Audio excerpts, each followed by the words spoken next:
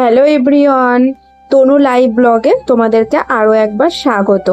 চলো তাহলে আজকের দিনটা শুরু করা যাক। আজকে ছিল শনিবার, স্যাটারডে, ননির স্কুল ছিল না। সকালবেলায় কিন্তু ননি দেখো একবার বনভিটা খেয়েছে, তারপরে দিদিমণি পড়াতে এসেছিল, দিদিমণির কাছে পড়াশোনাও করেছে, তারপর নিজেই নুন চিনি ছাতু নিয়ে এসে ছাতু মাখিয়ে খেতে শুরু করে দিয়েছে। তাই আমি মনে মনে ভাবছি আমার ছেলেটাও বেশ বড় হয়ে গেল।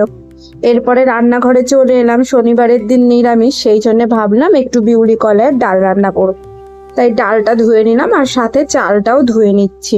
আমার ঘরে কোনো সবজিই নেই জানো তো, আর আমি ভেবেছিলাম যে শুক্রবারের দিনকে যাই বাজার করে নিয়ে আসি, তারপর ভাবলাম থাক রবিবারের দিনকেই বাজারটা করব। শনিবারের দিনকে তো সেরকম কিছু রান্না হয় না, ওই একটু খিচুড়ি নইলে ডাল ভাত আলু ভাজা এগুলো করে দিলেই আমার ছেলে মেয়ে কিন্তু সন্তুষ্ট। আচ্ছা, আমার এই বেসিং এর এই সবুজ সবুজ এইগুলো আমি যতই ক্রস বাইট দিয়ে সার্ফ দিয়ে ঘষি না কেন কিছুতেই ওঠে না। এগুলো কিন্তু শ্যাওলা নয়, এগুলো সেই প্লাস্টিক গুলো হয় না, ওই প্লাস্টিক গুলো এইভাবে চিপকে গেছে আর ওঠে না, দেখতে কি বাজে লাগে। যাই হোক, প্রেসার কুকারের মধ্যে দিয়ে আমি ডালটা সিদ্ধ করে নেব। আর এইদিকে দেখো ডালটা ঢালতে কি আমার কি অবস্থা হলো, পুরো ডালটা বেশিরভাগ ডালটাই নিচে পড়ে গেল। সেগুলোই আমি আবার ভালো করে প্রেসারের মধ্যে দিয়ে দিলাম তুলে তুলে, দিয়ে প্রেসারের ঢাকনাটা বন্ধ করে দেব। জানো তো, প্রেসারে আমি যখন কলাইয়ের ডালটা সেদ্ধ করতে দিই তখন খানিকটা তেল দিয়ে দিই, তাহলে পরে ডালটাও খুব ভালো সিদ্ধ হয় আর মানে জলটাও বেরিয়ে যায় না। আমার সোনা কিন্তু কলাইয়ের ডাল খেতে একদম পছন্দ করে না, ও কিন্তু আমাকে বারণ করেছে কলাইয়ের ডাল বানাতে, কিন্তু আমি তাও কলাইয়ের ডালই করলাম। মুগের ডাল করলেও হতো, কিন্তু কলাইয়ের ডাল আমার আবার খেতে ভালো লাগে, খেতে ইচ্ছা হলো। সেদিন সুমোশেপ থেকে একটা মানে হরলিক্স কিনেছিলাম, সেই হরলিক্সটাই আজকে ঢেলে নিচ্ছি। এতদিন ধরে পড়েই রয়েছে, মানে কোটোটা ধুয়ে দিয়েছিলাম, ধোয়ার পরে কোটোটা ভালো করে আজকে পরিষ্কার করে মুছে নিয়ে আজকে প্যাকেটটা কেটে ঢাললাম হরলিক্সটা। কিছুদিন আগে রানীগঞ্জে গেছিলাম, সেখানে গিয়ে অনেক কটা মলে ঘুরেছিলাম। বাচ্চাদের জন্য জামা কাপড়ের সাথে সাথে এই যে এই দুটো কোটোও কিনে নিয়েছিলাম। দেখতে খুব সুন্দর, কোটোগুলো প্লাস্টিকের কিন্তু দেখে মনে হচ্ছে যেন কাচের, আর চামচগুলো ভীষণ সুন্দর, মশলা তুলতে খুব ভালো। আরো দুটো কিনলে ভালো হতো, কিন্তু তখন ভাবলাম হয়তো আমাদের এইদিকে পেয়ে যাব এরকম ধরনের কোটো, কিন্তু পাইনি। অনলাইনেও খুঁজেছি, পাইনি। যাই হোক, দুটোই আমার কাছে রয়েছে আপাতত। আবার যদি কোনোদিনও যাই আরো দুটো কিনে নিয়ে আসবো। এই জিরের গুঁড়ো আর হলুদ গুঁড়োটা ঢেলে নিলাম এই কোটো দুটোর মধ্যে, অনেকদিন ধরেই রয়েছে, ঢালা আর হচ্ছিল না। আজকে আমি ভেবেছি যাই হয়ে যাক না কেন আজকে কোটো দুটো আমি ভর্তি করবই, খালি কোটো আমার ঘরে রাখতে একদম ভালো লাগে না। উনির সাথে সাথে কিন্তু সোনাও পড়ে উঠেছে, আর সোনাকে আম কেটে দিলাম।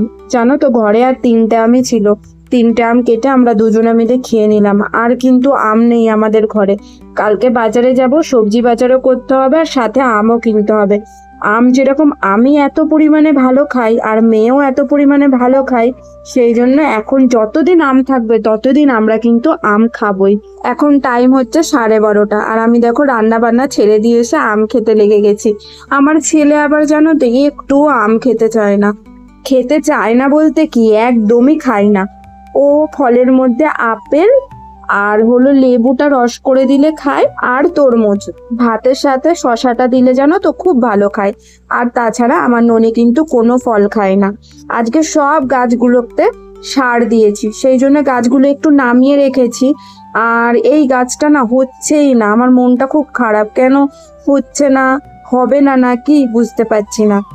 যাই হোক, আমি পোস্তর জন্য আলুগুলো কেটে নিয়েছি, আজকে করব আলু পোস্ত।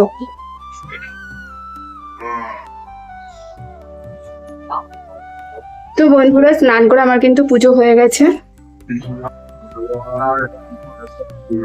আমি ননিকেও স্নান করিয়ে দিয়েছি, আর এখানে রান্না বসিয়েছি। আমার ভাত হয়ে গেছে, পোস্ত আর ডালও সিদ্ধ হয়ে গেছে। ডালটা ফোড়ন দেবো আর পোস্তটা করবো, তাহলেই হয়ে যাবে।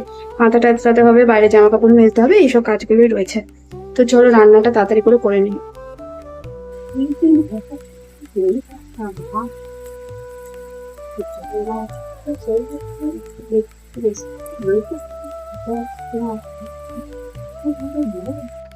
পোস্ত রান্না কমপ্লিট, এখন ডালটা ফোড়ন দেবো, তারপর গিয়ে খাবো। তার আগে মাথাটা আঁচড়ে নেবো। শ্যাম্পু করেছি তো মাথায়, আর জানো তো জামা কাপড়গুলো মেলে দিয়ে আসলাম, আর দেখো মেঘ করে এসছে। দেখেছো কিরকম মেঘ করে এলো, ভালো লাগে না, মনে হচ্ছে জামা কাপড় না মেলতে হলেই ভালো হতো। তো ভালো লাগে না। আজকে আবার গাছে জলও দিয়েছি, গাছের সারও দিয়েছি। বৃষ্টি এলে গাছের টব গুলোকেও বাইরে মানে ভেতরে রাখতে হবে, যাতে বৃষ্টির জলটা না লাগে, তাহলে সার সব ধুয়ে চলে যাবে। তো চলো ডালটা ফোড়ন দিয়ে নিই। এখানে আমি ডালটাও ফোড়ন দিয়ে নিয়েছি। আমার রান্না কিন্তু কমপ্লিট, আর রান্নাঘর পরিষ্কার করার আগেই খেয়ে নেব।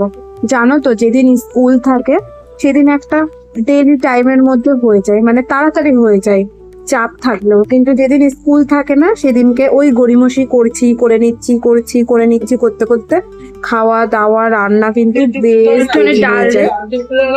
এরপরে দেখো সোনাকে আর ননিকে সাজিয়ে গুছিয়ে খেতে দিয়েছিলাম। আজকে কিন্তু ওরা খুব খুশি হয়েছে। আর ননি তো বলে বসলো, মা আজকে কি আমার জন্মদিন, তুমি আমাকে এইভাবে খেতে দিয়েছো। আমি বললাম না বাবা, জন্মদিন হলে তো আরো অনেক কিছু রান্না করতাম, শুধু কি আর ডাল পোস্ত রান্না করতাম। তো যাই হোক, সোনা এখানে খেয়ে নিচ্ছে। চলো বাইরে অনেক মেঘ করেছে। তো দিলাম আজকে সার, খাবার, আর আজকেই বৃষ্টিটা আসতে হচ্ছে। তো এই টবগুলো আমি ভেতরে ঢুকিয়ে দেবো, যাতে বৃষ্টির জলে সারটা ধুয়ে না যায়। জানি না কোন গাছটা বাঁচাতে পারবো। যাই হোক, বেল গাছে পাতা দেখেছো, ছোট্ট ছোট্ট পাতা বেরিয়েছে। আমার যে কি খুশি লাগছে মনটা। এ দেখো, এদিক দিয়েও বেরিয়েছে পাতা।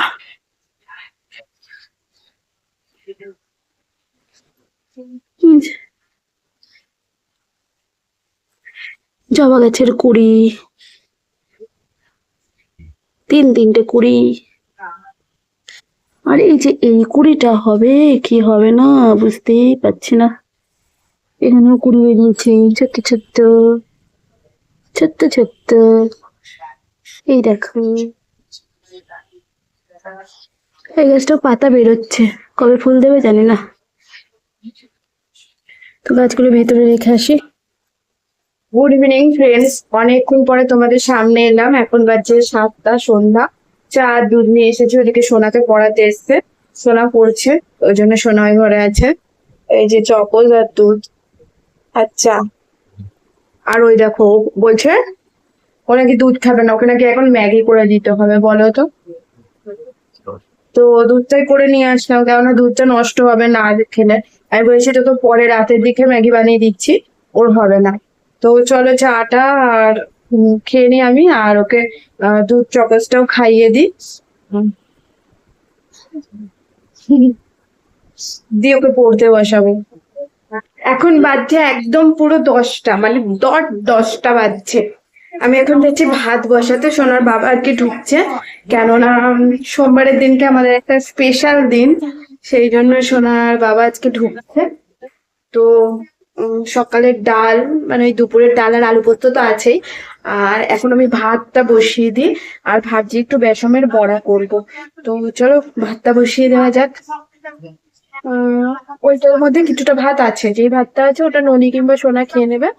আর গরম ভাত, হাঁড়ি, হাঁড়ি খুব দেখতে পাচ্ছি না, একটা ওইখানে ঢুকে গেছে। এই যে এই হাঁড়িটাই বসাবো ভাত, এই হাঁড়িটাই বসাবো, এই হাঁড়িটাই ভাত বসাবো। 1 বাটি মতন চাল দেবো, থাকলে থেকে যাবে, কালকে ভাতের সাথে মিশিয়ে খাওয়ার হয়ে যাবে। কম না পড়ুক, বেশি হোক। কালকে তো আর শনিবারের কোনো ইয়ে নেই যে আসবে, আর পারবো না, কালকে তো রবিবার, কালকে আজকে শনিবার। তো যাই হোক, আজকে ভাত রান্না করলে থাকলেও কোনো অসুবিধা নেই। তো চলো ভাতটা বসিয়ে দিই, আর একটু বেসনের বড়া করে নেবো ভাতটা হতে হতে। যে তোমাদেরকে বলেছিলাম না, আমি একটা ছোট বাটি, মানে ছোট বালতিতে এখানে চাল রাখি। কিছু হাঁড়িটার মধ্যে পিঁপড়ে।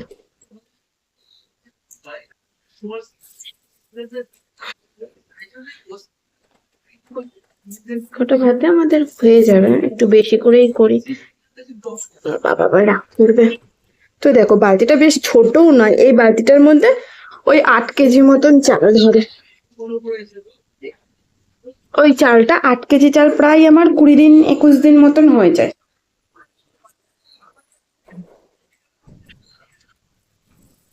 সন্ধ্যাবেলা একটু বৃষ্টিও হয়েছে বিকেল বেলায়, মানে তোমাদেরকে বলা হয়নি। যে তোমাদেরকে দেখালাম না যে মেঘ করে এসছে, তারপরে বেশ বৃষ্টিটা হলো। আর আজকে না বৃষ্টি হওয়ার পরে না একটু কারেন্ট যায়নি, অন্যদিন কারেন্ট যায়, আজকে একটু কারেন্ট যায়নি। আমি মাঝে মাঝে চাল ভিজিয়ে রাখি, আবার যখন হুটোপাটা লেগে যায়, মানে 10টা বেজে গেছে এখনো রান্নাঘরে আসা হয়নি।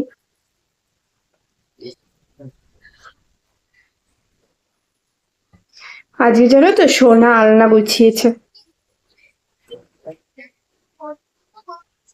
চলো পরে আসছি।